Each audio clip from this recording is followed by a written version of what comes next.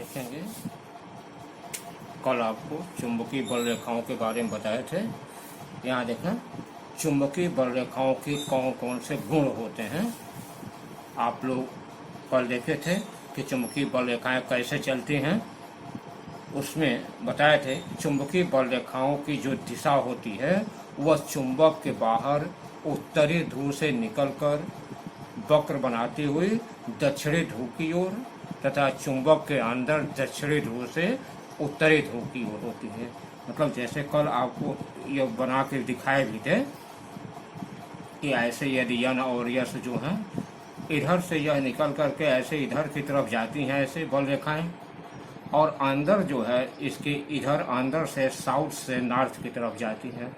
तो यह बाहर से होता है, बल रेखाएं बाहर से उत्तरी ध्रुव से निकल के दक्षिणी ध्रुव की ओर जाती हैं और अंदर से साउथ से निकल करके या दक्षिणी ध्रुव से उत्तरी ध्रुव की तरफ चलती हैं। इस तरह से बल रेखाएं चलती हैं। चुंबकीय बल रेखाएं बंद वक्र के रूप में चलती हैं, हमेशा जो है हमेशा ऐसे बंद वक्र के ही रूप में चलेंगी। तीसरा है चुंबकीय बल रेखाएं एक दूसरे को कभी नहीं काटती। चुंबकीय बल रेखाओं में आप देखेंगे कि वह कभी भी एक दूसरे को काटेंगी नहीं, क्योंकि ऐसा होता ही नहीं कि इसमें जो है दो प्रकार के जो है बल कार्य करें और दोनों जो है एक दूसरे को काटें। चौथा है चुंबक के ध्रुवों के समीप जहाँ चुंबकीय क्षेत्र प्रबल होता है वहाँ चुंबकीय बल रेखाएं पास पास होती हैं तथा चुंबक तथा ध्रुव से दूर जाने पर चुंबकीय बल रेखाओं की प्रबलता घटती जाती है, अतः वहाँ चुंबकीय बल रेखाएं परस्पर दूर होती है। अब देखा ऐसे चलते हैं तो यहाँ से निकलती हैं तो ऐसे नज़दीक नज़दीक होती हैं ऐसे, और जहाँ जैसे दूर होती जाएंगे यहाँ पर जो है दूरी ऐसे बढ़ती जाती है। ऐसे जैसे जैसे दूर होते जाएंगे वैसे वैसे दूरी बढ़ती जाएगी और यहाँ से जहाँ से निकल रहे हैं यहाँ नज़दीक नज़दीक होते हैं।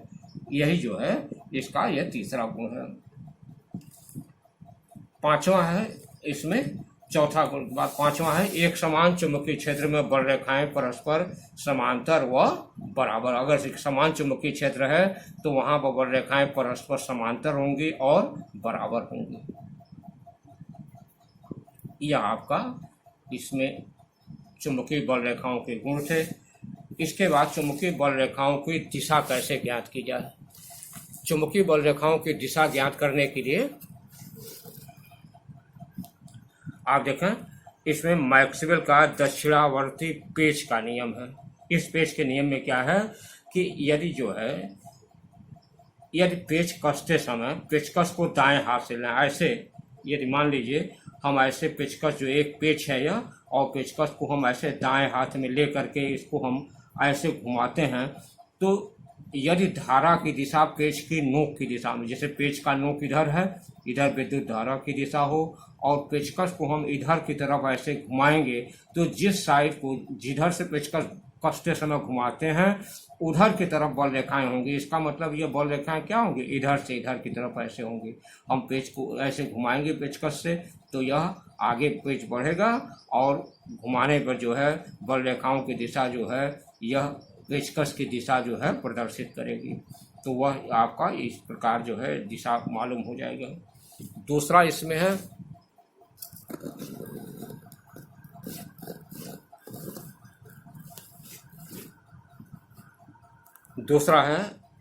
दाएं हाथ के अंगूठे का नियम।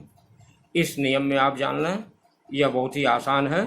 इस नियम के अनुसार यदि दाएं हाथ में एक सीधे धारावाही चालक को इस प्रकार पकड़ें कि अंगुलियां तार पर लिपटी हों व अंगूठा धारा की दिशा में हो तो लिपटी हुई अंगुलियों की दिशा चुंबकीय बल रेखाओं की दिशा को प्रदर्शित करेगी।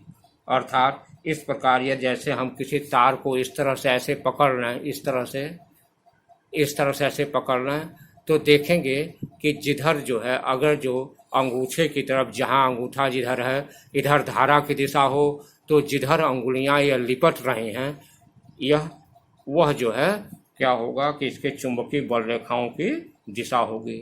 अगर जो हम यह कहें कि इसको ऐसे पलट दें, इस तरह से कर दें, अंगूठा का दिशा हम यह कर दें तो अंगुलियां इधर की तरफ मुड़ जाएंगी, तो इसका मतलब धारा की दिशा बदल जाएगी, दूसरे साइड हो जाएगी।